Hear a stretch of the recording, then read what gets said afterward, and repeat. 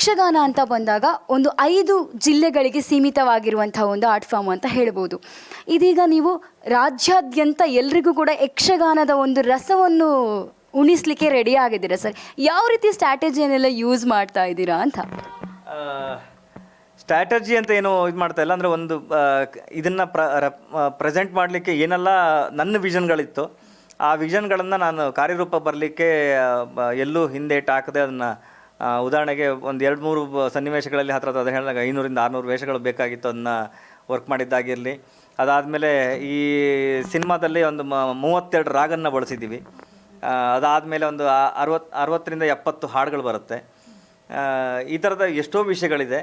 ಇದೆಲ್ಲ ನನ್ನ ಜೀವನದಲ್ಲಿ ನನಗೆ ಹೊಸ್ತು. ಅದಾದಮೇಲೆ ಸಂಗೀತದ ಡಿಪಾರ್ಟ್ಮೆಂಟ್ ಬಂದಾವಾಗ ಒಂದಿಷ್ಟು ರೆಕಾರ್ಡ್ಗಳು ನಾವು ನಾರ್ಮಲಾಗಿ ರೆಕಾರ್ಡಿಂಗ್ ಮಾಡ್ತಾ ಒಂದು 48 ಕಿಲೋಹರ್ಟ್ಸಲ್ಲಿ ರೆಕಾರ್ಡ್ ಮಾಡ್ತೀವಿ. ಫಸ್ಟ್ ಟೈಮ್ ನಾವು ರಿಸೋರ್ಸನ್ನು ಹೈ ಕ್ವಾಲಿಟಿ ರೆಕಾರ್ಡ್ ಮಾಡಬೇಕು ಅಂತೇಳಿ 196 ಕಿಲೋಹರ್ಟ್ಸಲ್ಲಿ ರೆಕಾರ್ಡ್ ಮಾಡಿದ್ದೀವಿ. ಡೀಟೇಲ್ ನಿಮಗೆ ಥಿಯೇಟ್ರ್ ಕೇಳಿಸ್ಬೇಕು ಅಂತ. ಅದಾದಮೇಲೆ ಚಂಡೆ ಮತ್ತು ಮೊದಲೇ ಅವ್ರಿಗೆ ಎಷ್ಟೇ ಥ್ಯಾಂಕ್ಸ್ ಹೇಳಿದ್ರು ಸಾಲದು. ಯಾಕಂದರೆ ನನಗೆ ಇನ್ನೂ ಬೇಕು ಅಂತೇಳಿ ನಾವು ನಾರ್ಮಲಾಗಿ ಒಂದು ಸಿನಿಮಾ ಒಂದು 600-700 ಟ್ರ್ಯಾಕ್ಸಲ್ಲಿ ಮುಗಿಸ್ತೀವಿ ನಾವು. ಇದರಲ್ಲಿ ರೆಕಾರ್ಡ್ ಮಾಡಿ ಚಂಡೆ ಮತ್ತು ಮೊದಲೇದು ಟ್ರ್ಯಾಕ್ಸ್ ಹತ್ರ ಒಂದು 1600-1700 ಟ್ರ್ಯಾಕ್ಸ್ ಆಯಿತು. ನಿಮಗೆ ಅಷ್ಟು ಸೌಂಡು, ಅಷ್ಟು 1600-1700 ಚಂಡೆ ಸೌಂಡ್ ನಿಮಗೆ ಥಿಯೇಟ್ರಲ್ಲಿ ಕೇಳಿಸುತ್ತೆ. ಅದು ಹಿಸ್ಟ್ರಿ ಅಂತ ಹೇಳ್ಬೋದು.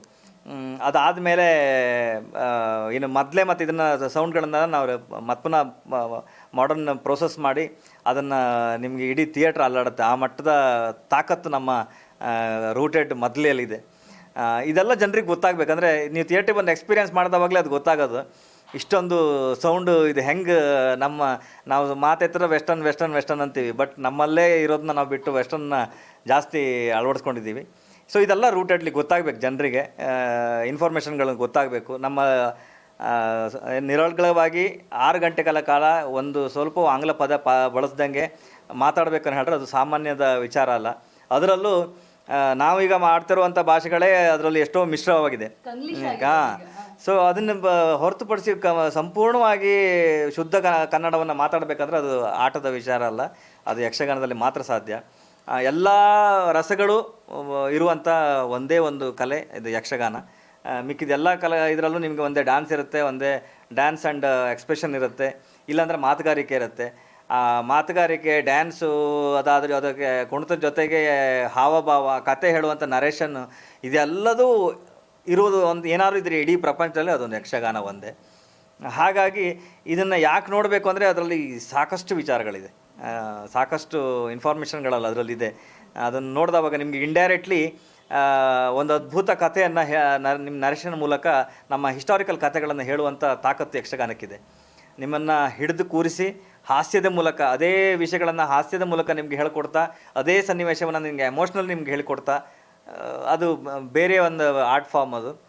ಅದನ್ನು ಒಂದು 5:30-6 ಗಂಟೆ ನಾವು ಶೂಟ್ ಮಾಡೋದನ್ನ ಅದನ್ನ ಅವ್ರ ಜೊತೆ ಕೂತ್ಕೊಂಡು ಡಿಸ್ಕಸ್ ಮಾಡಿ ಒಂದಿಷ್ಟು ರೀಶೂಟ್ಗಳನ್ನು ಮಾಡಿ ಒಂದು 2:35ಕ್ಕೆ ತಗೊಂಬಂದು ನಿಲ್ಲಿಸಿದ್ದೀವಿ.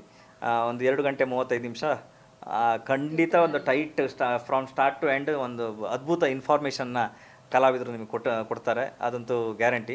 ನಿಮಗೆ ಕಣ್ಣಿಗೂ ಹಬ್ಬ.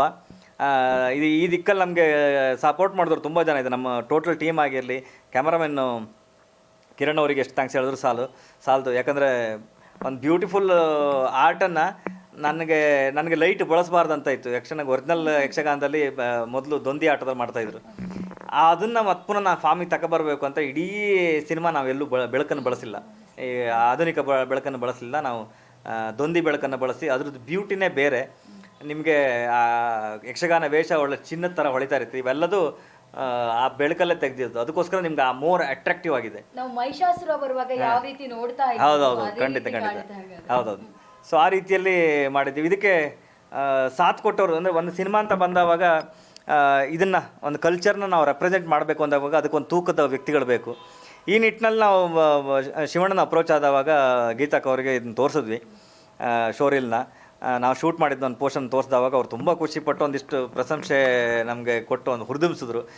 ಅದಾದಮೇಲೆ ಈ ಥರ ಇದೆ ನನಗೆ ಇದನ್ನು ಹೊರಗಡೆ ನಾನು ರೆಪ್ರೆಸೆಂಟ್ ಹೋಗ್ಬೇಕನ್ನೋ ನಂಗೆ ಒಬ್ಬರು ಹೆಗಲು ಕೊಡೋರು ಬೇಕು. ಅದಕ್ಕೋಸ್ಕರ ಶಿವಣ್ಣ ಹತ್ರ ಒಂದು ಪಾತ್ರ ಮಾಡಿಸ್ಬೇಕು ಅಂತ ಅಂದ್ಕೊಂಡಿದ್ದೆ. ಅಂದಾಗ ಇಬ್ಬರು ಒಪ್ಪಿ ಅವ್ರು ಹೇಳಿದ ಡೇಟಿಗೆ ಶೂಟಿಗೆ ಬಂದು ಶೂಟಿಂಗ್ ಮುಗಿಸ್ಕೊಟ್ರು.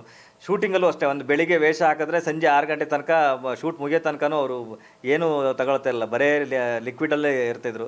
ಆ ಸಮಯದಲ್ಲಿ ಅವ್ರ ಆರೋಗ್ಯ ಸ್ಥಿತಿಯು ಟ್ರೀಟ್ಮೆಂಟಲ್ಲಿದ್ದರು, ಆದರೂ ಕೂಡ ಕೊಟ್ಟ ಮಾತಿಗೆ ತಪ್ಪಬಾರ್ದು ಅಂತ ಹೇಳಿ ಬಂದು ಶೂಟ್ ಮುಗಿಸ್ಕೊಟ್ಟಿದ್ದಾರೆ.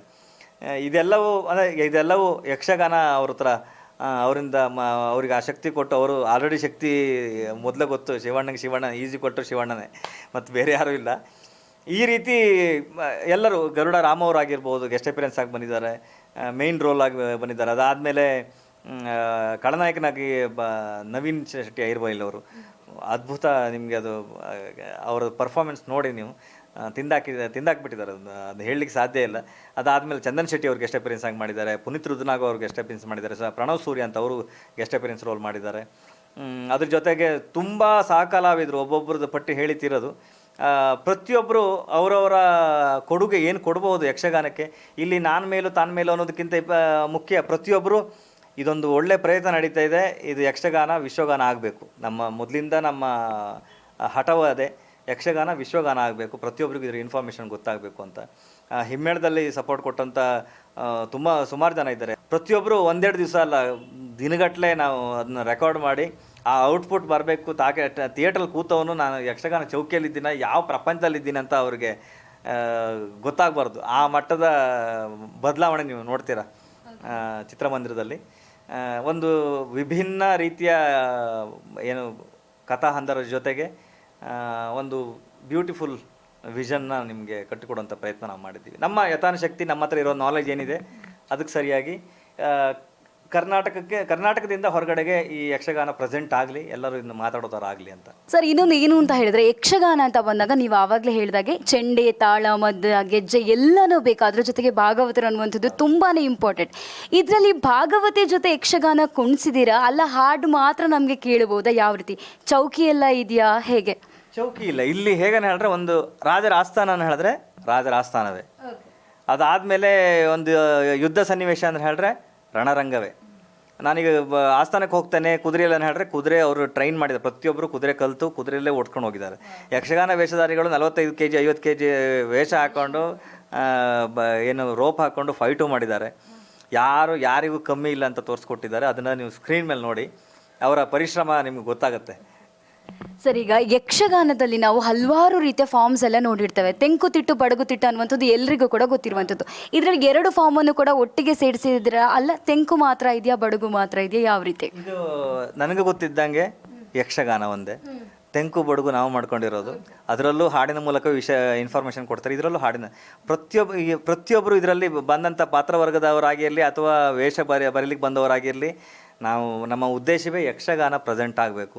ಇಬ್ಬರು ಈಗ ಪಟ್ಲ ಸತೀಶ್ ಅಣ್ಣನೂ ಹಾಡಿದ್ದಾರೆ, ರಾಘವೇಂದ್ರಾಚಾರ್ಯ ಅವರು ಹಾಡಿದ್ದಾರೆ, ಈ ಕಡೆಗೆ ಚಿನ್ಮಯ್ಯ ಅವರು ಹಾಡಿದ್ದಾರೆ, ಆ ಕಡೆಗೆ ನಮ್ಮ ಮೊಗಿಬಿಟ್ಟವರು ಹಾಡಿದ್ದಾರೆ. ಇಲ್ಲ, ಎಲ್ಲರೂ ನಮ್ಮ ವಿಜುವಲನ್ನು ಅವ್ರಿಗೆ ತೋರಿಸಿದವಾಗ ಅವ್ರು ಹೇಳಿದ್ದೊಂದೇ, ಅಣ್ಣ ಇದು ಪ್ರಪಂಚಕ್ಕೆ ಖಂಡಿತ ತಲುಪಬೇಕು, ನಾವಿದ್ದೇವೆ ಜೊತೆಗೆ, ಇಷ್ಟೇ ಹೇಳಿದ್ದು. ನಮ್ಮ ಉದ್ದೇಶವೂ ಅದೇ ಆಗಿದೆ, ಬಿಟ್ಟರೆ ಬೇರೆ ಯಾವ ಏನು ಈ ಭೇದ ಭಾವಗಳ ಆ್ಯಂಗಲ್ನ ನಾನು ನೋಡಿಲ್ಲ. ನೀವು ಹೇಳಿದ್ಮೇಲೆ ಗೊತ್ತಾಗಿದ್ದು ನನಗೀಗ. ಹೌದು, ನೀವು ಹೇಳಿದ್ಮೇಲೆ ನನಗೆ ಗೊತ್ತಾಯಿತು. ಈ ಆ್ಯಂಗಲಲ್ಲಿ ನಾನು ಯೋಚನೆ ಮಾಡಿಲ್ಲ.